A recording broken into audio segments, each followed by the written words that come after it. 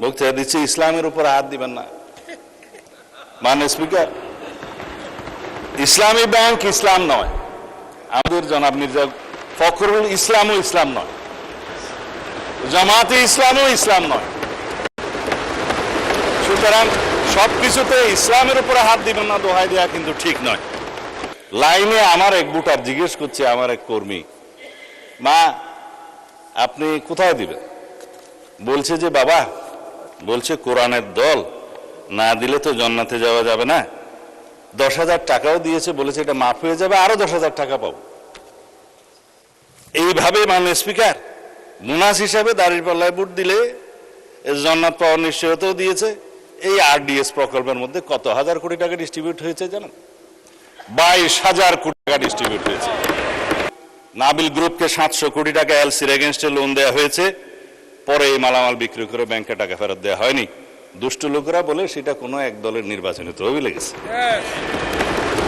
এবং তারা একটা টিভি চ্যানেল প্রতিষ্ঠা করেছে এবং সেই টিভি চ্যানেলটা কোন পক্ষে খেলছে সেটা আমরা জানি। এই যে ইন্টারিম গভর্নমেন্টের সময় দখলদারিত্ব এবং মব সৃষ্টির একটা পায়তারা যে ছিল, সেগুলোরও তদন্ত করা হবে। তারা কোথায় কোথায় কার কার নামে লোন দিয়েছে, কর্পোরেটের সোশ্যাল রেসপন্সিবিলিটির টাকা কোথায় ব্যবহার করা হয়েছে, নির্বাচনের আগে সেই তহবিল কোথায় গিয়েছে, RDS প্রকল্পের টাকা কত লোককে দেওয়া হয়েছে, কিভাবে দেওয়া হয়েছে, সেগুলো ফেরত আনার ব্যবস্থা করা হবে, তদন্ত করা হবে। মানে স্পিকার, আজকে ইন্টারেস্টিংলি দেখছি আমাদের এনসিপির বন্ধুরা কেউ নাই। আপনারা জামাত ইসলামকে কি তারা এনসিপি অ্যাভোট করলো কিনা জানি না, কেউ বক্তৃতাও দেয় নাই। আমি চেয়ারগুলো খালি দেখে বলতেছি মানে স্পিকার, আলহামদুলিল্লাহ, আসসালাতু ওয়াসসালামু আলা রাসূলিল্লাহ। আবারও আলহামদুলিল্লাহ, অন্তত পক্ষে মাননীয় বিরোধী দল জামাত ইসলাম ইসলামী ব্যাংকের মালিকানা দাবি করেন নাই।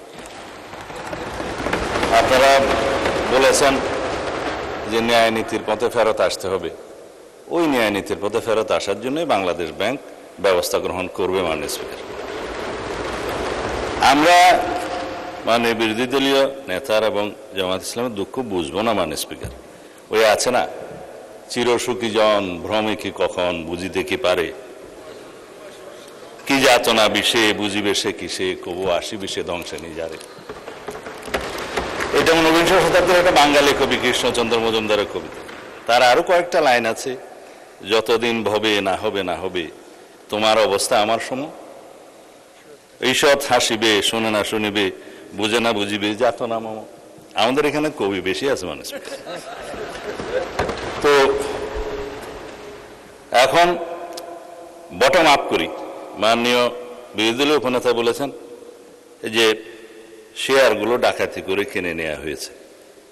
ইবনে সিনার 2% শেয়ার ছিল মাননীয় স্পিকার। ব্লক মার্কেটে 3 গুণ দামে তারা শেয়ার বিক্রি করেছে। এটা তো রেকর্ড।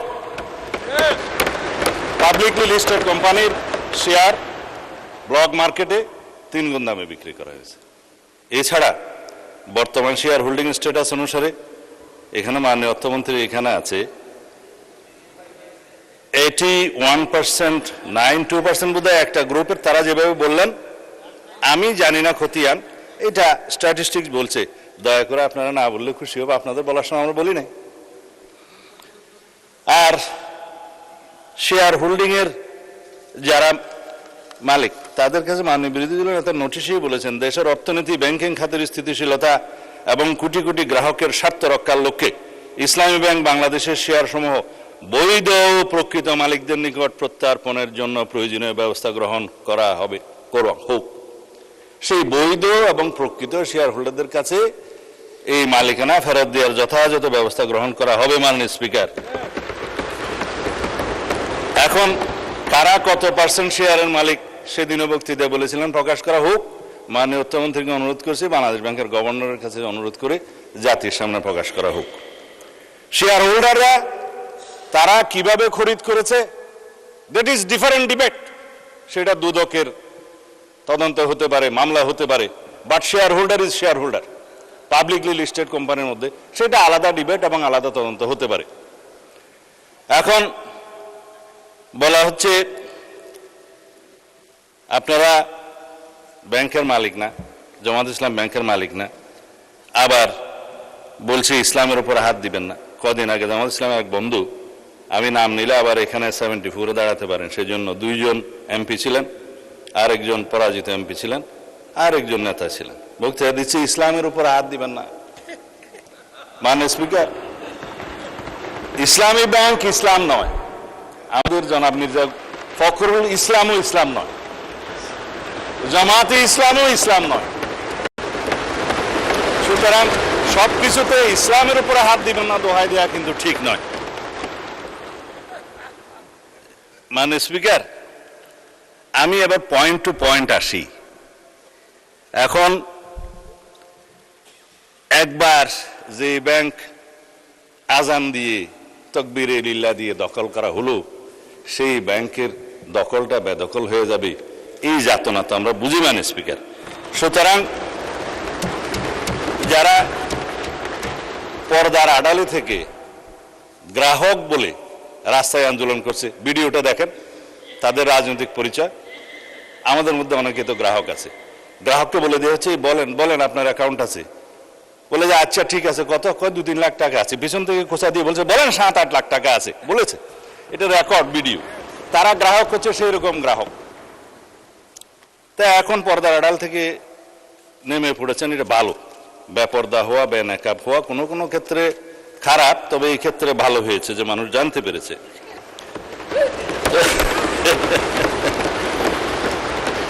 মাননীয় স্পিকার, এখানে আরডিএস নামে একটা প্রকল্প আছে। সেই প্রকল্পের, এটা হচ্ছে ইসলামী ব্যাংকের একটা ফ্ল্যাগশিপ প্রকল্প। এই প্রকল্পের মূল হচ্ছে পল্লী উন্নয়ন প্রকল্প নামে, যেখানে 5,000, 10,000, 20,000 টাকা পর্যন্ত লোন দেয়া যায়। নারী গ্রাহকের সংখ্যায় বেশি। ভোটের আগে 10,000 টাকা করে অনেক নারীকে দেয়া হয়েছে। লাইনে আমার এক ভোটার জিজ্ঞেস করছে, আমার এক কর্মী, মা আপনি কোথায় দিবেন? বলছে যে বাবা, বলছে কোরআনের দল, না দিলে তো জান্নাতে যাওয়া যাবে না, 10,000 টাকাও দিয়েছে, বলেছে এটা মাফ হয়ে যাবে, আরো 10,000 টাকা পাবো। এইভাবে মাননীয় স্পিকার মুনাস হিসাবে দাঁড়িপাল্লায় ভোট দিলে জান্নাত পাওয়ার নিশ্চয়তাও দিয়েছে।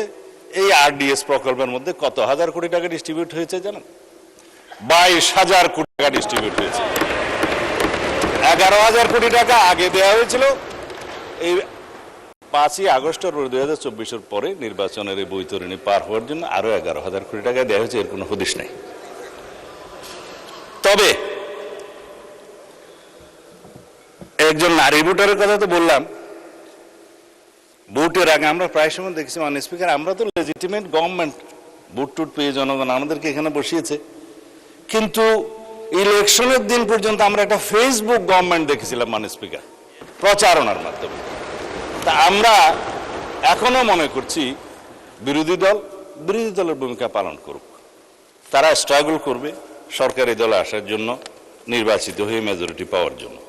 কিন্তু বারে বারে এইভাবে প্রচারণা, পর্দার আড়ালে প্রচারণা, পর্দার ভিতরে প্রচারণা ইত্যাদি চালিয়ে মানুষকে বিভ্রান্ত করে মাননীয় স্পিকার আমরা বোধহয় খুব বেশি এগোতে পারবো না।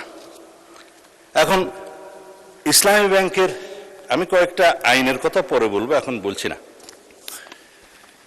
ইসলামী ব্যাংকের নবনিযুক্ত চেয়ারম্যান দায়িত্ব নিলে এবং এই চেয়ারম্যানকে দায়িত্ব পালন করতে না দিলে কি হবে সেটা আইনে বলা আছে। বাংলাদেশ ব্যাংকের ব্যাংক কোম্পানি আইন অনুসারে সেকশন 45, 46, 47 এবং লাস্টে 57-এ এই কথাগুলো বলা আছে। মাননীয় অর্থমন্ত্রী বলছে যে আইন উনি বলবেন, তা আমার একটু অভ্যাস খারাপ বলে আগে বলে দিচ্ছি। বাংলাদেশ ব্যাংকের নির্দেশ দানের ক্ষমতা, বাংলাদেশ ব্যাংক যদি এই মর্মে সন্তুষ্ট হয় জনস্বার্থে মুদ্রানীতি এবং ব্যাংক নীতির উন্নতির বিধানের জন্য কোনো ব্যাংক কোম্পানির আমানতকারীদের স্বার্থের পরিপন্থী এবং ব্যাংক কোম্পানির স্বার্থের পক্ষে ক্ষতিকর কার্যকলাপ প্রতিরোধ করার জন্য যে কোনো রকমের সিদ্ধান্ত বাংলাদেশ ব্যাংক দেওয়ার এখতিয়ার রাখে এবং ব্যাংক কোম্পানিগুলো, সংশ্লিষ্ট ব্যাংক কোম্পানিগুলো উক্ত আইন নির্দেশ পালনে বাধ্য থাকবে। ব্যাংক কোম্পানির পরিচালক সেকশন 46 ইত্যাদির অপসারণ বাংলাদেশ ব্যাংকের ক্ষমতা, চেয়ারম্যান থেকে বোর্ড অফ ডাইরেক্টরস সবার।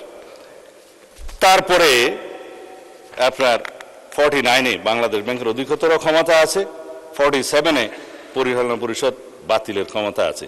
বিস্তারিত পড়লে আমার ওই 15 মিনিটে কোলাবে না, সেই জন্য বলবো না। এই পরিষদ বাতিল করা এবং নির্দিষ্ট মেয়াদ পর্যন্ত নির্দেশনা দেয়া, এগুলো সব বাংলাদেশ ব্যাংকের ইখতিয়ার, ব্যাংক কোম্পানি আইন। তাইলে আগে আইন পরিবর্তন করেন, বাংলাদেশ ব্যাংক কোম্পানি আইন পরিবর্তন করে তারপর আপনারা এই আলোচনায় আসেন।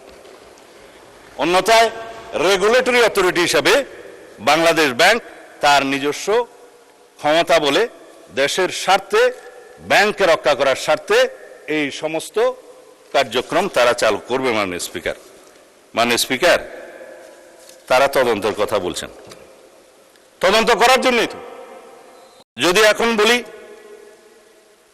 আপনারা 5ই পরবর্তী এই ব্যাংকের যারা লোন গ্রহণ করেছে, আমি নামই বলি, নাবিল গ্রুপকে 700 কোটি টাকা এলসির এগেনস্টে লোন দেওয়া হয়েছে, পরে এই মালামাল বিক্রি করে ব্যাংকে টাকা ফেরত দেওয়া হয়নি। দুষ্ট লোকেরা বলে সেটা কোনো এক দলের নির্বাচনী তহবিলে গেছে, এবং তারা একটা টিভি চ্যানেল প্রতিষ্ঠা করেছে এবং সেই টিভি চ্যানেলটা কোন পক্ষে খেলছে সেটা আমরা জানি। তার ব্যাংক লায়াবিলিটি হচ্ছে 16,000 কোটি টাকা, তার বিরুদ্ধে তদন্ত কেন হচ্ছে না? সেই জন্য তদন্ত হবে মাননীয় স্পিকার। এখন লান্তাবুর গ্রুপকে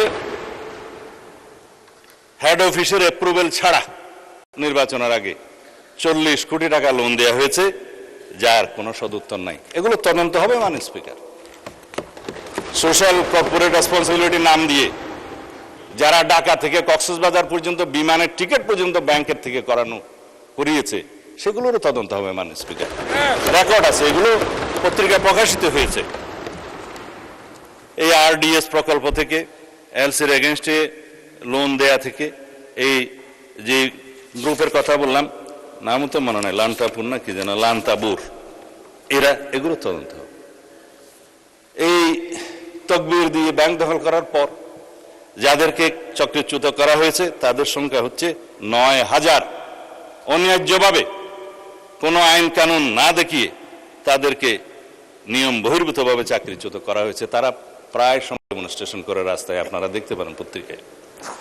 শুধু তাই না, 6,000 নতুন নিয়োগ দেওয়া হয়েছে, তাদের সবাই একটি রাজনৈতিক মতাবলম্বী লোক, এবং তাদেরকে কনফার্ম করা হয়েছে 50%, আর 50% করার তালে আছে, তদন্ত হলে আর পারবে না। 13,000 প্রমোশন দেওয়া হয়েছে, যারা যেই ক্যাটাগরি থেকে প্রমোশন পেয়ে যে ক্যাটাগরিতে যাওয়ার কথা না, 2টা-3টা করে প্রমোশন দেওয়া হয়েছে। এই নিয়মগুলো তো হয়েছে মাননীয় স্পিকার, ইসলামের নামেই তো হয়েছে বলে মনে হয়। তো সুতরাং এগুলো তদন্ত হলে হয়তোবা আমাদের কারো নাম ওখানে চলে আসতে পারে। এই তদন্ত হোক, টাকা কোথায় সরানো হয়েছে সেটা তদন্ত হোক। যেহেতু দাবি করা হয়েছে যে এস আলম গ্রুপের লক্ষ কোটি টাকা পাচার করার যে অভিযোগ তোলা হয়েছে, আমরা দাবি করছি মাননীয় স্পিকার, সমস্ত অর্থ পাচারের তদন্ত করা হোক, বাংলাদেশ ব্যাংকের নেতৃত্ব করা হোক, যারা বাংলাদেশের টাকা, মানুষের টাকা পাচার করেছে বিদেশে, সকলের বিরুদ্ধে তদন্ত করা হোক। শুধু অভিযোগ দিয়ে ক্ষান্ত হইলে হবে না, কিন্তু এগুলোও তদন্ত করা হবে মাননীয় স্পিকার। এই যে ইন্টারিম গভর্নমেন্টের সময় দখলদারিত্ব এবং মব সৃষ্টির একটা পায়তারা যে ছিল, সেগুলোরও তদন্ত করা হবে। তারা কোথায় কার নামে লোন দিয়েছে, কর্পোরেট সোশ্যাল রেসপন্সিবিলিটির টাকা কোথায় ব্যবহার করা হয়েছে, নির্বাচনের আগে সেই তহবিল কোথায় গিয়েছে, আরডিএস প্রকল্পের টাকা কত লোককে দেওয়া হয়েছে, কিভাবে দেওয়া হয়েছে, সেগুলো ফেরত আনার ব্যবস্থা করা হবে, তদন্ত করা হবে মাননীয় স্পিকার। এখন সেই জন্যই বলছিলাম, কি যাতনা বিষয়ে বুঝিবে সে কিসে, কবু আসিবে সে ধ্বংসে নিজারে। আমরা ন্যায় নীতি প্রতিষ্ঠা করতে যাচ্ছি, আপনাদের আহ্বান মতো যে এখানে দুনিয়াতে ন্যায়ের নীতি প্রতিষ্ঠা করা হবে, সৎ পথে ন্যায় আশা করা হবে। তো ন্যায় একজনের জন্য চাইবেন, আপনাদের জন্য চাইবেন না, তা তো হতে পারে না। আমরা সকল গ্রাহকের এবং শেয়ার হোল্ডারদের স্বার্থ রক্ষা করব, ন্যায় নীতি প্রতিষ্ঠা করব, সুষ্ঠুভাবে তদন্ত করব। মাননীয় স্পিকার, শুধুমাত্র একজন চেয়ারম্যান নিয়োগকে নিয়ে যে অভিযোগ করা হয়েছে বাংলাদেশ ব্যাংক থেকে, তার প্রত্যুত্তরে বলা হয়েছে এই অফিসারের, এই চেয়ারম্যান যাকে নিয়োগ দেওয়া হয়েছে তার বিরুদ্ধে কোনো অভিযোগ প্রমাণিত হয়নি, কোনো তদন্ত নাই। যদি নতুনভাবে অভিযোগ আসে সেটা তদন্ত হবে। এখনো পর্যন্ত তো সে প্রিজাম্পশন অফ ইনোসেন্স নীতি অনুসারে তার বেনিফিটটা পাবে, যে তার বিরুদ্ধে শুধু অভিযোগ আনা হচ্ছে মৌখিক বা পত্রিকায়, সেই অভিযোগের তো তদন্ত হয় নাই। সুতরাং প্রিজাম্পশন অফ ইনোসেন্স হিসাবেই সে তার বেনিফিটটা পাবে। যদি অভিযোগ আনে, তদন্ত হবে, তখন সেটা দেখা যাবে। এবং he who seeks equity must come with clean hand, this is one of the maximum of the equity. তারা যেগুলো বলছে, তারা যদি ক্লিন হ্যান্ডে থাকে, তাহলে তারাও তদন্তের ফেস করুক। মাননীয় স্পিকার, যাদেরকে আজকে ব্যাংক কর্মচারীদেরকে অফিসে ঢুকতে দেওয়া হচ্ছে না এবং কলম বিরতির নামে জবরদস্তিমূলক ব্যাংকে যেয়ে বাধা দেওয়া হচ্ছে, আমাদের কাছে তো ভিডিও আছে। আমরা যেহেতু এই স্বরাষ্ট্র মন্ত্রণালয়ের দায়িত্ব পালন করছি, আমাদের কাছে সমস্ত কিছু রাখতে হয়। এই সমস্ত তদন্ত ভিডিও সহ অডিও সহ সব কিছু আছে। মাননীয় বিরোধী দলীয় নেতা এক জায়গায় বক্তৃতা দিয়ে বলেছেন, তার বুকের উপর দিয়ে যাবে, যদি টিয়ার গ্যাস গুলি করতে হয় আমার উপর দিয়ে যাবে, আমি গ্রাহকের সেবা নিশ্চিত করবো। গ্যারান্টেড মাননীয় বিরোধী দলীয় নেতা, গ্রাহকদের আমানতকারীদের স্বার্থ নিশ্চিত করার জন্য আমরাও বুক পেতে দেবো, শুধু আপনি কেন। সুতরাং ন্যায় নীতি প্রতিষ্ঠা করা হবে। আজকে ইন্টারেস্টিংলি দেখছি আমাদের এনসিপির বন্ধুরা কেউ নাই। আপনারা জামায়াত ইসলামকে কি তারা এনসিপি অ্যাভোট করলো কিনা জানি না, কেউ বক্তৃতাও দেয় নাই। আমি চেয়ারগুলো খালি দেখে বলতেছি মাননীয় স্পিকার। তবে এখানে একটা দাবি রাখি, অন্যায্যভাবে যাদেরকে চাকরিচ্যুত করা হয়েছে তাদের সবাইকে চাকরি ফেরত দেওয়ার জন্য একটা তদন্ত পরিচালনা করা হোক। আর যাদেরকে রাজনৈতিক বিবেচনা চাকরি দেওয়া হয়েছে তাদের কয়টা সঠিক নিয়োগ হয়ে গেছে সে বিষয়েও তদন্ত করা হোক। মাননীয় অর্থমন্ত্রীকে অনুরোধ করছি, Bangladesh bank as regulatory authority of the banks, central bank, তার যথেষ্ট ক্ষমতা আছে, ব্যাংক কোম্পানি আইনের ক্ষমতা দেওয়া আছে, সেই জন্য সেভাবে যায়। ধন্যবাদ মাননীয় স্বরাষ্ট্রমন্ত্রী। আমি বক্তব্য রাখার জন্য আহ্বান জানাবো বিরোধী দলের নেতা ডক্টর মোহাম্মদ শফিকুর রহমান। খুব ভালো হয় আপনি যদি 8 মিনিটে আপনার বক্তব্য শেষ করেন। মাননীয় স্পিকার, এত গুলি কামানের পরে মাত্র 8 মিনিট? আপনাকেও কামান দেওয়া হবে, বলতে থাকেন। আমি বলতে থাকি, আপনি যখন থামায় দিবেন আমি থেমে যাব। Thank you.